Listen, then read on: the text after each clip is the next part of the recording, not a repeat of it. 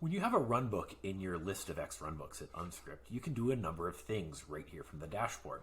So let's look at the Doug Create IAM user that I just recently imported in a previous video. As you can see, I can now click Run.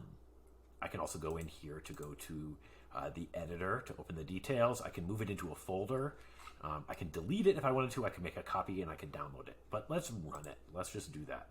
So when I click Run, it says, hey, what do you want to do? You can add your parameters, right? So in this case, we're going to create an IAM user, and we already have a user named test that failed last time, so let's call it 1, 2, 3, 4, 5, and we will tag it with a key value, and that's fine. And we hit run. If we click view details, it will open up the execution tab, and we can watch the runbook go. The runbook is now completed running. You can see it was successful, and we can walk through all of the steps. And so if you were looking at this in the manual run and we ran it manually, you could see the results of each one of these steps. But here is all the code. You can see here that we have 200. We successfully created an IAM user. And then we changed the password to test123. And then finally, we successfully sent a Slack message. Okay, so that's great. We have now run this IAM user. Let's go back to the list of xRunBooks. Here it is. We can also do an interactive run, and that will open up the Jupyter Notebook, and you can click run on each one of the steps and run through it. But now let's just go look at the details page of this runbook.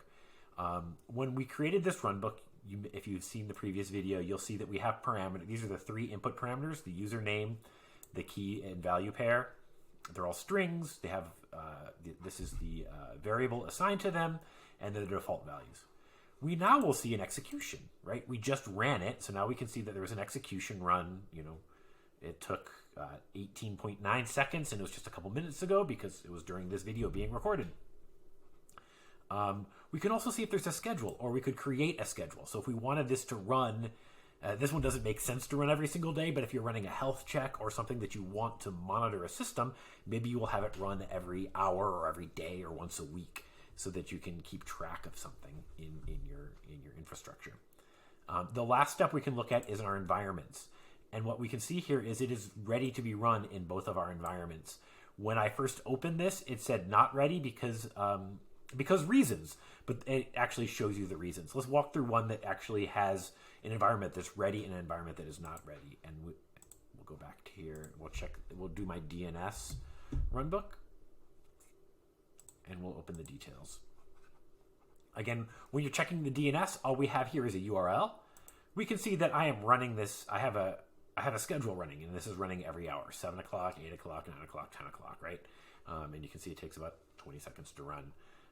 You can see here is the schedule. I could add another schedule if I wanted to, but this schedule I created a couple of weeks ago. It was last run on the hour, and it's run every hour, every day with the parameters of unSkript.com. Just check our DNS, make sure the DNS is good. And now let's look at the environments. So inside unSkript, you can set up different environments. So if you could you could have an environment with all of your test credentials, all of your dev credentials, and then your production credentials, and you can run the same runbook in all of those different environments. You just set up the credentials slightly differently, and we'll have a video showing how to do that shortly. But as you can see here, in the global environment, the default one, when you create a proxy, there's a global environment. We're ready to go, and that's because I have all my credentials set up in that environment. In this other environment that I've created called DSS, it's not ready because I don't actually have a Slack credential set up yet. So that's saying you can't run this one in that environment until you go into that environment and you add a Slack credential so that it can be run. So now we've walked through these different tabs of a couple of different runbooks, so you can see all of the different executions. You can see how to create a schedule for a specific runbook or edit the schedule that you have. And look at the parameters. This is sort of just an overview of the runbook before you go into the editor, which is the Jupyter Notebook, where you can actually change the way the notebook is run. Thanks for watching, and watch this playlist for a lot more videos on how to use unSkript